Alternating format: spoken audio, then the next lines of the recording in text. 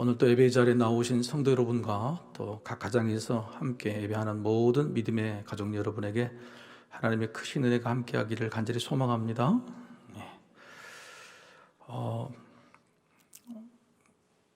저는 해피엔딩을 좋아합니다. 드라마나 영화를 보면 해피엔딩이 아니면 굉장히 찝찝하고요. 다음은 절대 보기가 싫습니다. 꼭 좋은 사람이, 착한 사람이 복을 받아야 되고, 나쁜 사람은 꼭 벌을 받거나 죽어야 되는데, 요즘은 드라마나 영화가 나쁜 사람도 살리고 또 착한 사람도 복을 잘 안 주고 끝내는 경향이 많더라고요. 그래서 왜 그러냐 알고 봤더니 2편을 준비하느라 1편을 그냥 엉거주춤하게 끝내는 경향이 많아서 속이 많이 상하곤 합니다. 우리 모두가 다 해피엔딩을 좋아할 것입니다. 내 인생이 해피엔딩이 됐으면 얼마나 좋을까, 다 그렇게 꿈꾸며 살죠. 그런데 엔딩이라고 하는 것이 자기가 자기 인생을 마무리하기가 쉽지 않죠. 언제 죽을지도 모르고 또 자신의 역량이 엔딩을 잘 할 수 있을 만큼 잘 준비된다고 보장할 수가 없죠. 왜냐하면 사람은 나이를 먹어가면서 또 체력적으로, 정신적으로 또 물질적으로도 약해지기 마련이기 때문에 그렇습니다. 그래서 자신의 인생을 스스로 엔딩, 그것도 해피엔딩으로 마무리하는 사람은 많지가 않지요. 그런데 그렇게 해피엔딩으로 마무리하는 사람이 있기는 합니다. 그런 사람을 우리 믿음의 역사에서 뭐라고 부르냐면 순교자라 이렇게 부르죠. 순교자는 자신이 죽음을 자신이 결정한 거 아닙니까?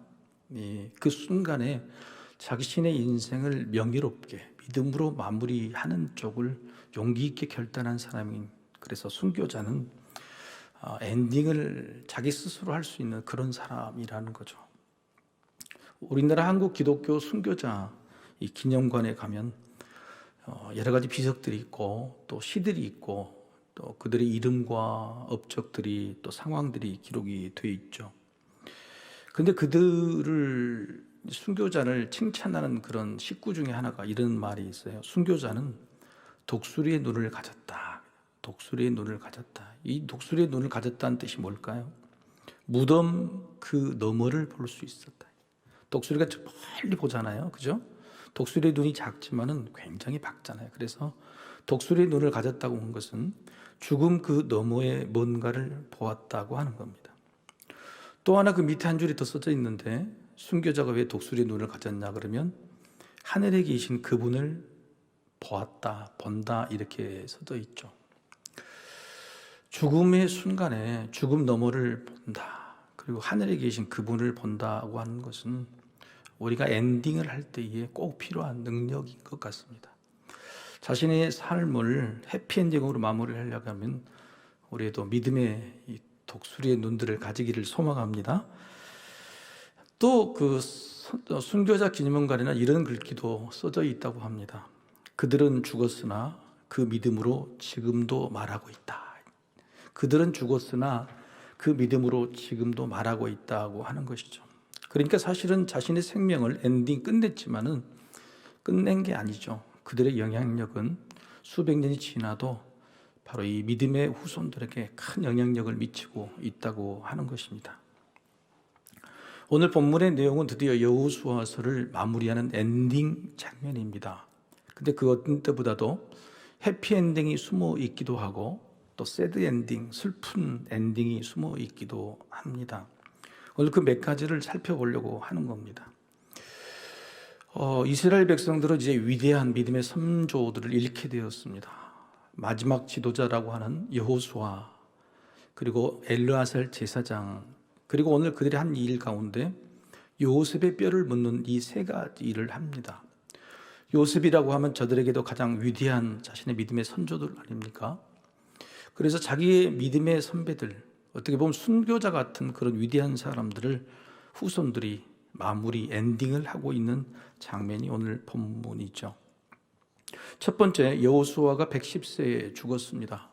110세 여호수아, 그 위대한 지도자를 어떻게 마무리했느냐? 조그마한 땅에 묻었죠. 여러분, 이 땅에서 위대한 사람들은 뭐 현충원에 묻히기도 하고 또 각 가문별로 엄청난 큰 선사를 만들어서 어떻게든 비석도 세우고 찬란하게 만들어 보려고 했는데 이스라엘 백성들은 정말 위대한 지도자일지라도 아주 자기들이 소유한 작은 땅 몇 평에 묻었습니다. 참 이스라엘 백성들은 이런 게 중요해요. 그들의 마지막 신앙관, 인생관, 생명관은 뭐냐면 그냥 욕심만 묻을 뿐이지 영혼은 하늘로 간다고 하는 그런 생각이 있기 때문에 이 땅에 남겨진 땅 장래에 대해서 그렇게 개의치를 안 했던 것 같아요. 오늘 3명 다 그렇습니다. 3명 다 여호수아를 묻는 것도 딥납세라 아주 산지 척박한 여호수아가 달라고 하는 그 땅에 그냥 한 귀퉁이에 묻었습니다.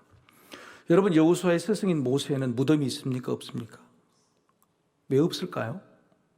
자신이 없은 겁니다. 하나님께서 너는 여기서 죽는다, 가나안 약속의 땅 들어가지 말라고 할 때에 혼자 사라집니다. 혼자 사라져서 행여 내가 죽어서 저 사람들이 자신의 시신을 섬기고 죽음을 섬기는 그런 헛된 우상에 빠질까 봐 무덤조차도 남기지 않으려고 했던 사람이 바로 모세였죠. 그 스승의 바로 그 제자 여호수아도 전혀 그런 것들을 부탁하지 않았고 아주 조촐하게 자신이 있던 땅 한 귀퉁이에 묻히고 있는 것이죠.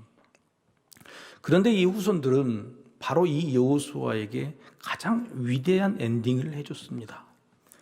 육신이 묻힌 것은 비록 한두 평의 땅일지라도 그에게 그의 비석에 위대한 칭호 하나를 붙여 주었습니다. 그게 바로 29절에 기록이 되어 있어요. 2일 후에 여호와의 종 눈의 아들 여호수아가 110세의 죽음에, 눈이라는 것은 여호수아의 아버지죠. 여호수아는 늘 자기 아버지 눈의 아들 여호수아 이렇게 불렸습니다. 그리고 또 하나 불렸던 이름이 뭐냐면 모세의 수종자 여호수아, 모세를 떠받들었던 따라다녔던 제자 여호수아. 그런데 마지막 엔딩의 순간에 자기 스스로가 아니라 바로 자기가 죽은 다음에 후손들이 그에게 붙여준 이름이 뭐냐면 여호와의 종입니다. 여호와의 종이란 말은요, 성경에서 단 한 사람에게 주로 붙여 주었습니다. 지금까지는 이후에 이제 선지자들이나 다윗이나 여러 사람에게 쓰인 적이 있지만 여기까지는 단 한 사람에게 쓰여졌죠. 그게 누구냐면 바로 모세에게만 붙여졌습니다. 창세기부터 이 여호수아 마지막까지 여호와의 종이라는 호칭은 유일하게 모세에게만 열 몇 번에 걸쳐서 붙였던 그 위대한 이름을 마지막에 그 스승의 제자인 여호수아에게도 붙여줬다고 하는 것이죠. 드디어 죽어서 마지막 인생의 마지막 엔딩이 위대한 스승의 반열까지 올라갔다고 하는 것이 여러분 얼마나 멋있습니까? 그리고 바로 이스라엘 백성들도 모세의 그 지위, 권위를 넘지 않게 하고 여호수아를 마지막 순간에 죽음 이후에 그렇게 한 번 딱 불러줬다고 하는 것이 얼마나 멋있는 마무리인가 생각이 듭니다. 자, 여러분의 비석에 뭐라고 이름이 붙여지기를 원하십니까? 한 번쯤 한번 생각해 볼 필요가 있을 것 같습니다. 하나님을 사랑한 여호와의 종 누구 이렇게, 아니면 여러분 뭐라고 쓸까요? 세상 사람들은 학생, 부군, 뭐 신위 이렇게 있죠. 여러분 학생이 뭔지 아세요? 학생? 잘 모르세요? 학생은 벼슬이 없을 때 학생이라고 그럽니다. 그러니까 벼슬이 있으면은 그 학생이라는 말을 보고 그때 벼슬의 이름을 거기다 붙이는 거죠.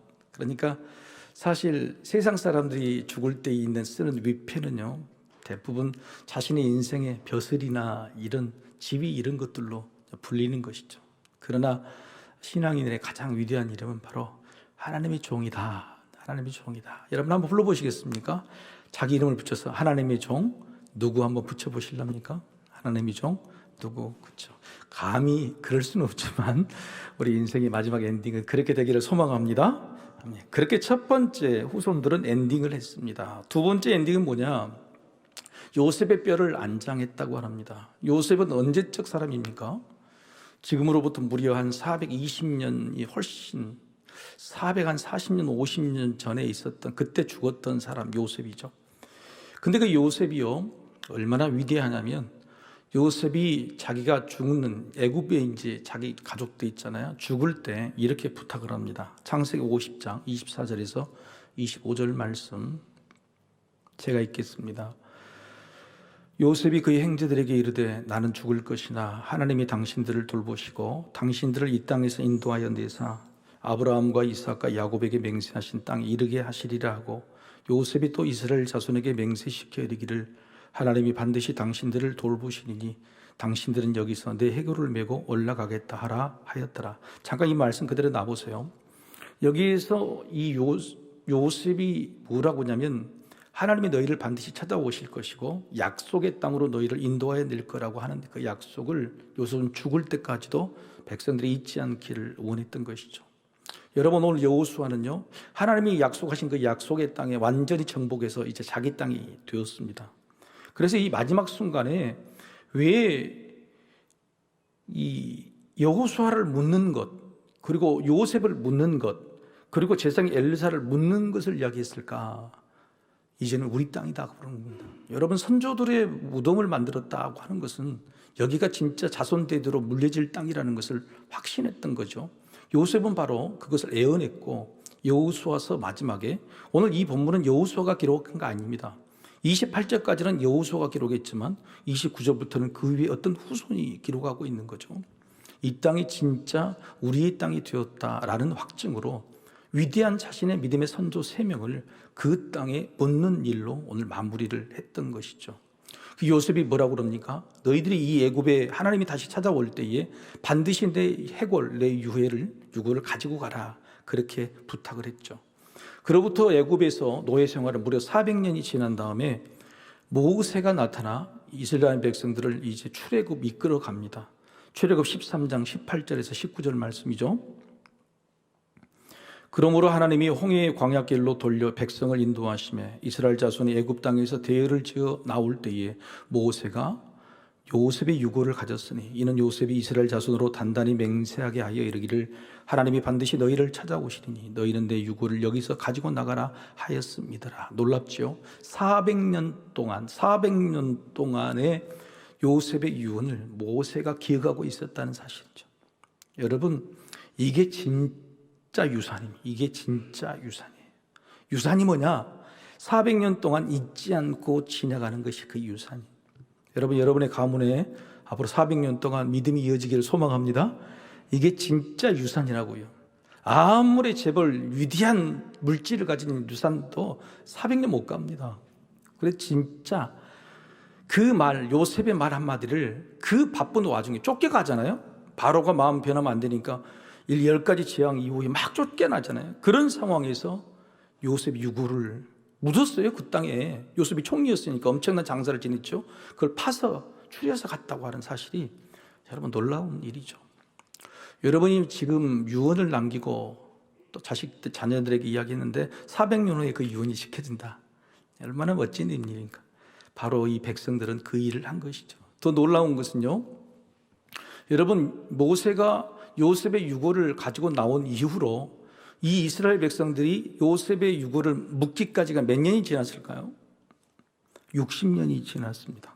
60년. 광야에서 43년, 그리고 이 가나안 땅에서 적어도 17년에서 20년, 60년 가까이 지난 동안에 그 뼈를, 여러분 정착지가 아니잖아요. 전쟁 중입니다. 땅을 분배하고요. 행군 중이에요. 광야에 그 40년 동안. 그런데 그 유골함을 60년 동안 보존했다는 거예요. 보존해서 마지막 완전히 정착한 다음에 그 요셉의 유골을 묻게 됐다고 하는 이 놀라운 사실이죠. 여러분, 이게 바로 이스라엘 백성들이 바로 엔딩을 했던 어떤 위대한 하나의 장면이죠. 마지막은 제사장 엘르아살마저도 죽게 됩니다. 여호수아보다도 먼저 죽었는지 늦게 죽었는지는 정확히 알 수 없지만 엘르아살도 죽었습니다. 근데 그 엘르아살도 땅에 묻히는데 뭐 엄청난 땅이 아니라 그냥 레위 지파는요, 여러분 그 지파에 얹혀 살잖아요. 근데 그 지파가 자기가 허락한 그 땅. 그래서 마지막 33절에 보면 그의 아들 비느하스가 에브라임 산지에서 받은 산이에요. 받은 산. 그러니까 에브라임 지파가 주는 그 땅의 조그마한 산에 그냥 장사 지냈다고 하는 것이죠. 여러분, 여호수아나 여러분 이 엘르아살이 얼마나 위대한 사람입니까? 지금에는 국무총리요, 대통령이요, 왕인 사람들인데 그 사람의 장례를 겨우 이렇게 치렀다고 하는 것이 얼마나 기가 막힌 일인지 그러나 그들의 유산은 얼마나 잘 남겨졌는지 알 수가 있습니다. 여기까지는 해피엔딩인데 새드 엔딩이 있어요. 새드 엔딩이 숨겨져 있다고 하는 것입니다. 그 말씀을 우리가 31절 한번 읽어보십시다. 31절 같이 시작. 이스라엘이 여호수아가 사는 날 동안과 여호수아 뒤에 생존한 장로들 곧 여호와께서 이스라엘을 위하여 행하신 모든 일을 아는 자들이 사는 날 동안 여호와를 섬겼더라. 좋은 말 같지요. 여호수아 그 장로들이 사는 날 동안 이스라엘 백성들이 잘 하나님을 섬겼다. 이 말은 무슨 말입니까?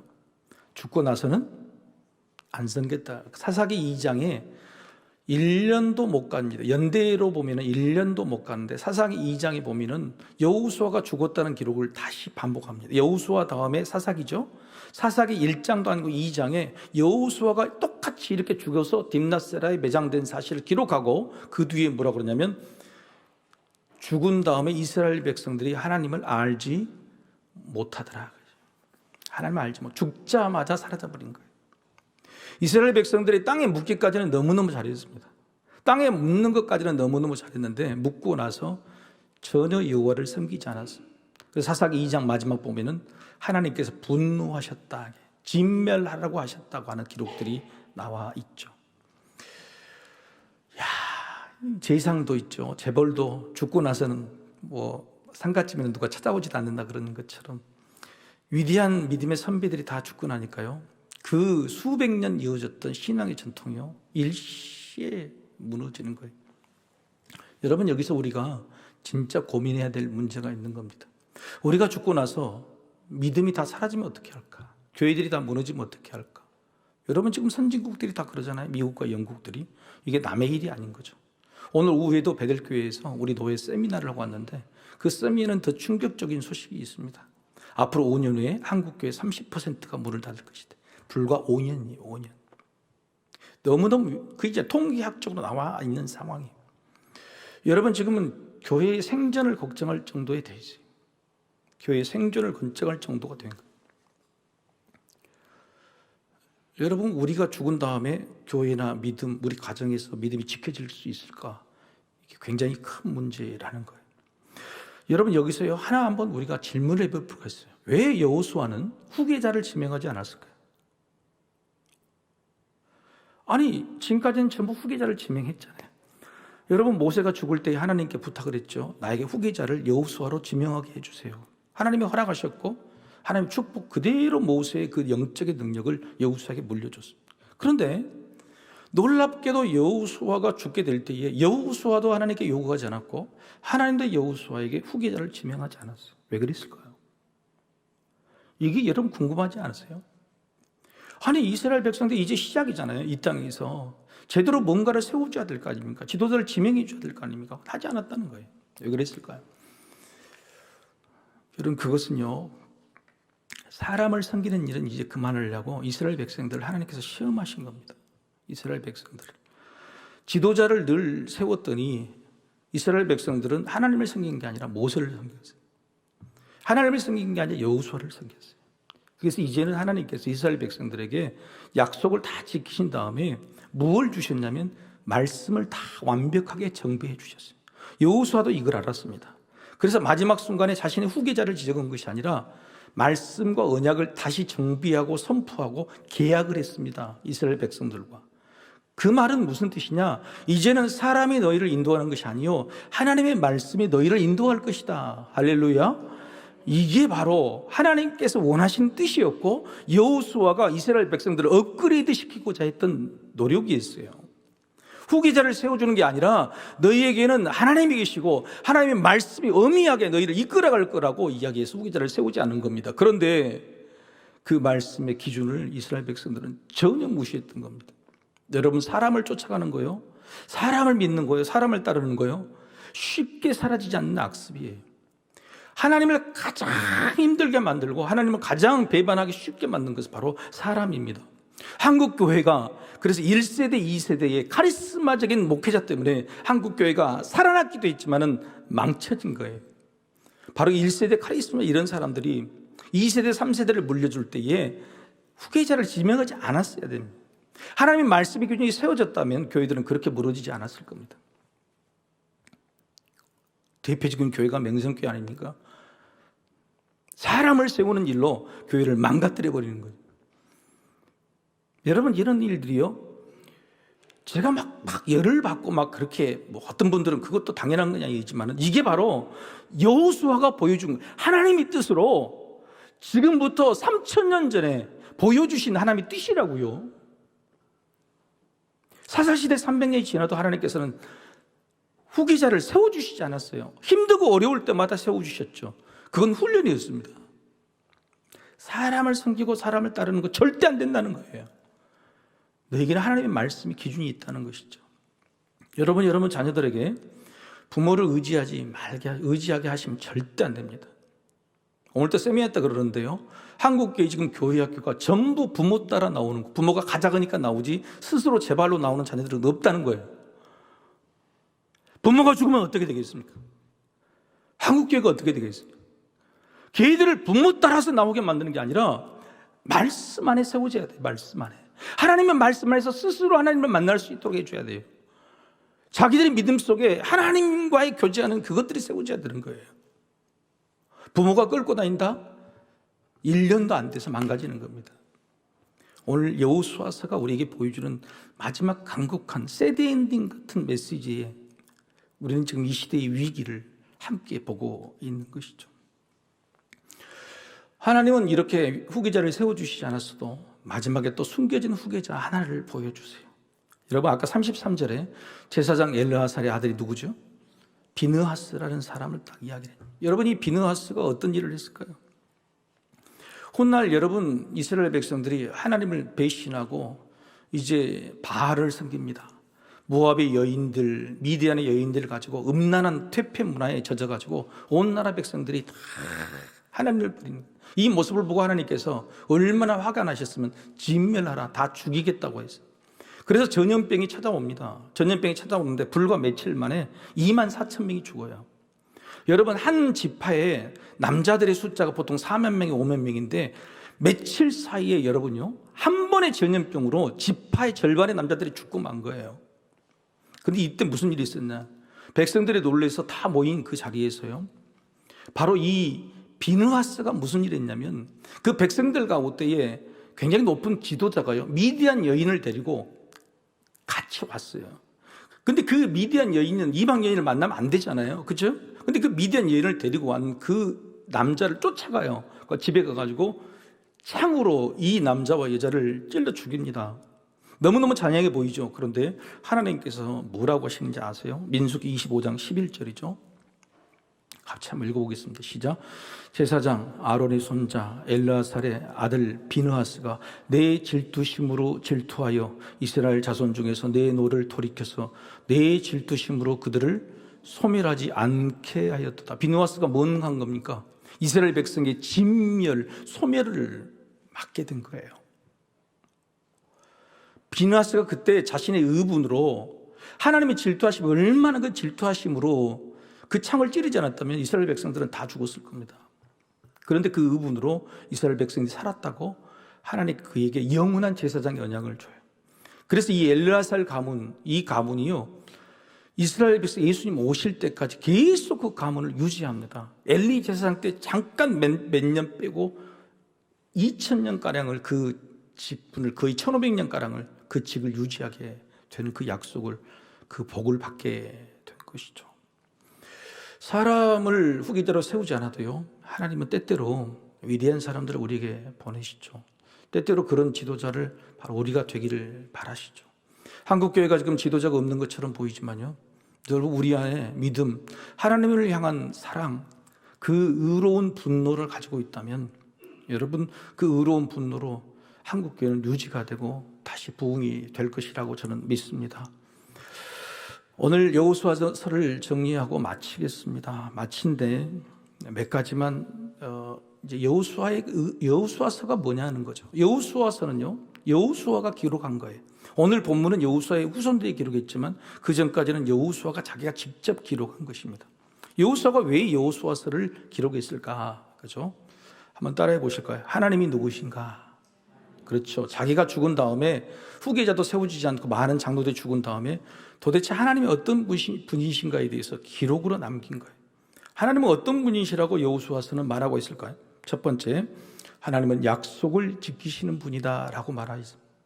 하나님은 우리를 적과 뿌리는 약속의 땅으로 데려가시겠다. 아까 요셉이죠.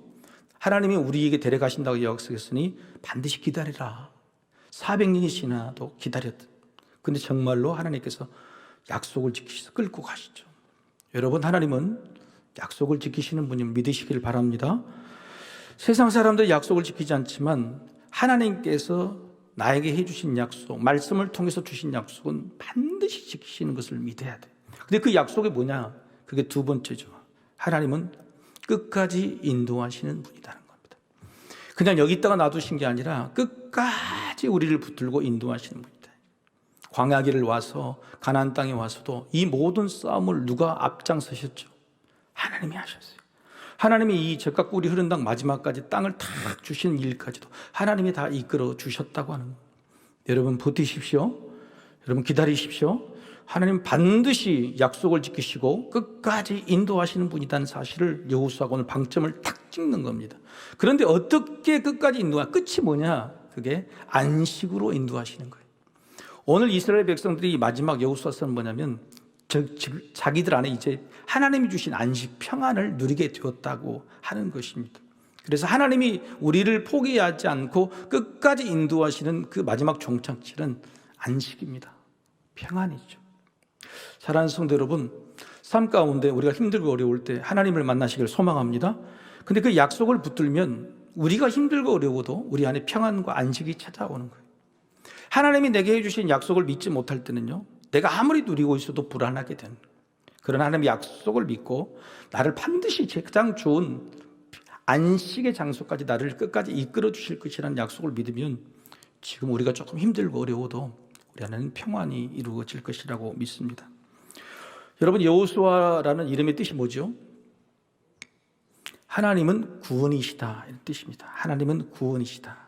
이 여호수아는 히브리식 표현이죠. 그런데 이 히브리식 여호수아라는 이름을 신약 성경에 가서 헬라어로 표현하면 무슨 말이 되죠? 예수가 되는 겁니다. 그래서 여호수아는 예수예요. 하나님은 구원이시다. 예수라는 이름도 하나님은 구원이시다고 하는 겁니다. 하나님은 구원으로 우리를 이끌어 가시죠. 여러분, 구원받는 백성임을 믿으시길 바랍니다. 하나님 반드시 약속을 지키시죠. 저는 평안의 안식처 구원으로 반드시 이끄실 줄로 믿습니다. 시간 한번 같이 기도하십시다.